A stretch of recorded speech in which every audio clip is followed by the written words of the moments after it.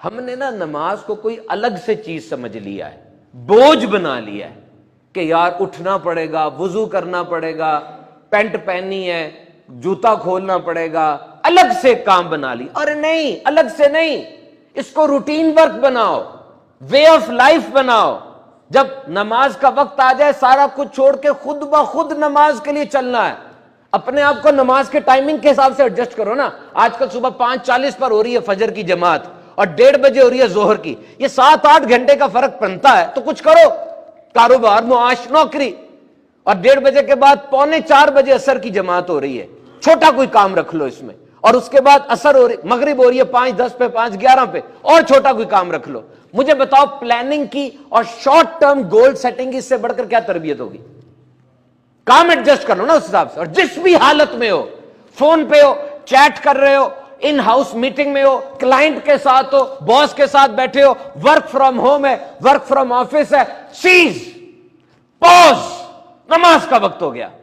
2 باتیں سوچنی یہاں پہ۔ ایک، دیکھو مجھے میرے رب کا بلاوا آیا ہے، فلاح کا بلاوا آیا ہے، مجھے میرے رب نے بلایا ہے۔ اور دوسرا، اگر یہ میری زندگی کی آخری نماز ہو تو ابھی بتاؤ، ابھی موت آ جائے، ابھی اسی وقت موت آ جائے، اگر کیا ہے ہمارے پاس؟ بتاؤ ذرا، آ سکتی ہے نا؟ اس وقت فوراً آ سکتی ہے موت۔ اگر ابھی موت آ جائے، کیا ہے ہمارے پاس؟ کیا اکٹھا کیا ہے؟ یہ سوچ کے وہ نماز پڑھو۔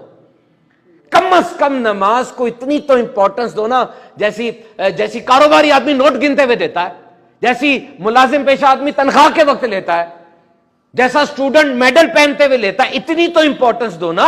اپنے آپ سے ریزننگ کیا کرو، اپنے آپ کو سمجھایا کرو کہ میرا قرآن سچا قرآن، جس میں ہر خشک اور تر چیز کا ہے بیان، وہ قرآن جو مجھے جان سے زیادہ عزیز ہے، جس کی کوئی ناموس میں اس طرح کی حرکت کرتا ہے میرا سینہ چر جاتا ہے، اس پاک سچے قرآن کے اندر 700 بار نماز کا ذکر آیا، 80 بار صریحاً ذکر آیا۔ یہ نماز دین کا ستون ہے۔ میں دیندار آدمی ہوں نا، تو میں نے ستون گرا دیا، پورا بلڈنگ ہی منہدم ہو جائے گی۔